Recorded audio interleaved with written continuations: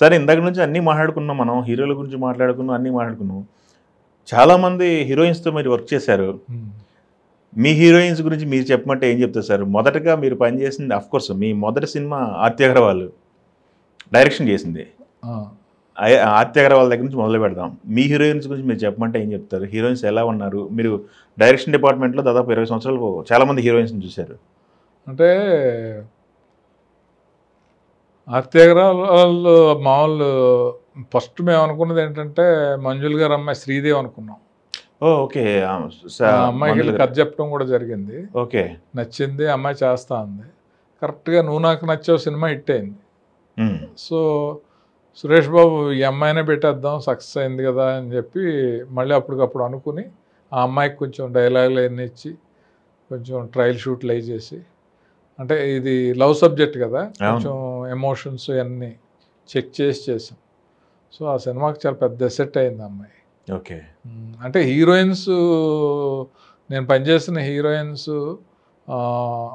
ఒక రకంగా చెప్పాలంటే కొంతమంది నేను అసిస్టెంట్ డైరెక్టర్గా పనిచేసిన హీరోయిన్స్ కూడా ఒకళ్ళిద్దరు నాకు వైఫ్గా చేసిన వాళ్ళు ఉన్నారు. అవునా? ఎవరు సార్? నేను యాక్టర్ అయ్యాక చాలా మంది. అవునా? తులసి గారు కానీ, తులసి గారు, ఈ ప్రగతి. అవునవును. ప్రగతికి సెకండ్ ఇన్నింగ్ నువ్వు లేక నేనే. అవును. దాంట్లో చంద్రమోహన్ గారు వైఫ్, ఆవిడ అప్పుడు దాకా సీరియల్స్లో చేస్తూ ఉండేది. మదర్ క్యారెక్టర్ ఇచ్చి ఎంకరేజ్ చేస్తే తర్వాత వెనక్కి తిరిగి తీసుకోకుండా ఎంతో బిజీ అయిపోయింది ఆవిడ. అవును. సో మళ్ళీ ఆవిడే నాకు 4-5 సినిమాల్లో చేసింది వైఫ్ క్యారెక్టర్స్. ఓకే. గతంలో హీరోయిన్స్ కెరీర్ అంటే ఒక 10 సంవత్సరాలు 15 సంవత్సరాలు చేస్తూ ఉండాలి. మన తెలుగు కాకపోతే తమిళ, తమిళ్ కాకపోతే కన్నడను కెరీర్ అయితే ఉండేది. ఇప్పుడు ఉన్న హీరోయిన్స్ కెరీర్లు ఒక 4 సంవత్సరాలు 5 సంవత్సరాలు వచ్చిందంటే బాగా కెరీర్ లీడ్ చేశారేమో అనిపిస్తుంది. అవును, అదే చెప్తున్నాను. ఇప్పుడు కాంపిటీషన్, అటాచ్మెంట్ అనేది ఎక్కువ. అటాచ్మెంట్ కాదు, కాంపిటీషన్. ఇప్పుడు జయప్రద గారు, శ్రీదేవి గారు, అవును, వాళ్ళు ఉండేవారు. అవును. వాళ్ళ తర్వాత మన ఈ బ్యాచ్ విజయశాంతి గారు, రాధా, వీళ్ళందరూ వచ్చారు. అలా కొంతమందే ఉండేవాళ్ళు. ఇప్పుడు అసలు హిందీ నుంచి కానీ, బాంబే నుంచి కానీ, అదర్ లాంగ్వేజ్ మలయాళం నుంచి కానీ, తెలుగు నుంచి కానీ ఎక్కువ మంది వస్తున్నారు కదా. ఓకే. ఓకే. వస్తూ ఉంటే వాళ్ళల్లో కొంచెం ఎవరైతే కన్నడ నుంచి ఎవరైతే విషయం ఉన్నారో వాళ్ళలో 3-4 సర్వే అవుతారు. వాళ్ళు కొంచెం ఫేడ్ అవుట్ అవుతున్నారు అనేటప్పుడు ఇంకో బ్యాచ్ వస్తుంది. ఇది వరకు అలా ఉండేది కదా. అవును. ఎక్కువ 20 ఏళ్ళ వరకు సస్టైన్ అయింది శ్రీదేవి గారు వాళ్ళని, జయప్రద, జయసుధ. అవును. సో ఆ కెరీర్ ఇప్పుడు వాళ్ళకి రాదు. అవును. శ్రీదేవి గారు ఉన్న సినిమాలు పనిచేశారు సార్? శ్రీదేవి గారితో అసోసియేషన్ ఉందా? ఓకే. పచ్చని కాపురం అని, మా ఊరి మగాడు అని 2 సినిమాలు పనిచేశాను. ఓకే. ఓకే. ఎలా ఉండేవాళ్ళు సార్? శ్రీదేవి అంటే బయట ప్రిన్సెస్ లెక్క ఒక ఇమేజ్ ఉంది కదా. ఆవిడ అందం, ఆవిడ మెజర్మెంట్స్ ఇంకెవరికి రావు. బట్ బిహేవియర్ కూడా చాలా నీట్గా డీసెంట్గా ఉండేది, మాట్లాడడం. ఓకే.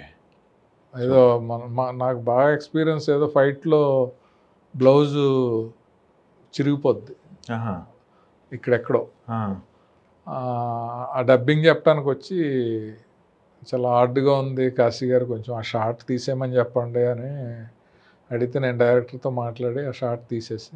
ఓకే. ఓకే. సో అంటే చాలా డీసెంట్గా ఉంటుంది. మామూలు అందం కాదు కదా, అతిలో ఒక సుందరి.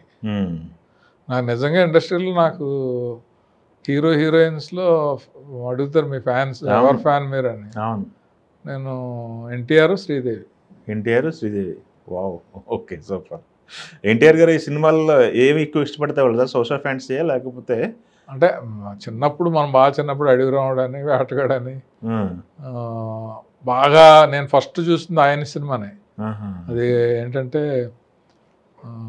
ఫస్ట్ చూసింది రాము. ఓకే. ఓకే. దాంట్లో పిల్లాడు ఉండి మాట రాదు, మంటలు వచ్చేస్తూ ఉంటాయి. ఓకే. నాకు తెలిసి మీకు ఒక 250 క్యారెక్టర్లు చేశారు. బట్ డ్రీమ్ రోలు ఇలాంటి క్యారెక్టర్ అరే మనం చేయలేకపోయామే అట్లాంటివి ఏమైనా ఉందా? వెళుతుందా? ఎందుకు లేదంటే నేను యాక్టర్ అవుదామని అనుకుని రాలేదు కదా. ఇట్స్ ఎ గాడ్ డిజైన్ అని చెప్పాను నేను. అవును. నాకు ఏమొచ్చినా అట్లని రిసీవ్ చేసుకుని అట్లా న్యాయం చేసుకు వెళ్ళిపోవటమే కానీ అవును. దీంట్లో నేను రావణాసురుడు వేయాలి లేకపోతే రాముడు వేయాలి అని ఏం లేదు. ఓకే. నేను అనుకోకుండా ఓ సినిమాలో కృష్ణుడి గెటప్ కూడా వేసారు నాకు. అవును కదా. నాకు చాలా ఈశ్వరుడు అంటే చాలా ఇష్టం. నా పేరు కూడా కాశీ విశ్వనాథ్. ఉమ్. చాలామంది అడిగేవారు. నేను కామెడీగా మాట్లాడాను, ఎలకులంగా ఉందా ఈశ్వరుడు గెటప్ అంటే ఏమనుకుంటున్నారు అది ఇది అని.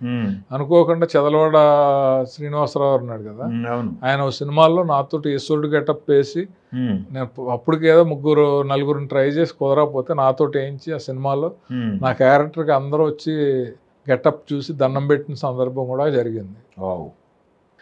అదే ఏదైనా సరే అదే దానికి అది జరగాలి తప్ప మన గొప్ప మన ప్రయత్నం మనం ఏదో పీకేం అని అనుకోవటం ఎవరు అనుకున్నా కూడా అది కరెక్ట్ కాదు. ఎందుకంటే ఇప్పుడు చాలామంది ఖాళీగా ఇంట్లో ఉన్నారు, వాళ్ళకి డైరెక్షన్ రాదా, వాళ్ళకి షార్ట్ తీరుతుంది తెలీదా, సూపర్ డూపర్ ఇట్లు ఇచ్చిన వాళ్ళు కూడా ఎందుకు ఉన్నారు అంటే ఇట్స్ ఏ టైంని మనం ఇండస్ట్రీలో ఎక్కువ వాల్యూ ఇవ్వాలి టైంకి. ఇప్పుడు ఇదేంటి నువ్వు ఖాళీగా ఉన్నావు అని అంటే బిజీగా ఉన్నప్పుడు నా గొప్ప అది కాదు కదా.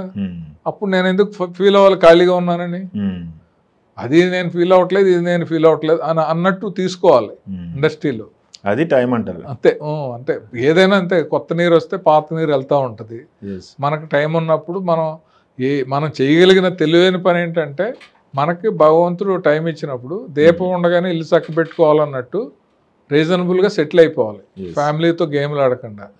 ఆ సెటిల్ అయిపోతే తర్వాత అసలు ఎట్టి పరిస్థితుల్లో ఏమైనా కూడా మనకి ఇబ్బంది ఉండదు. ఓకే.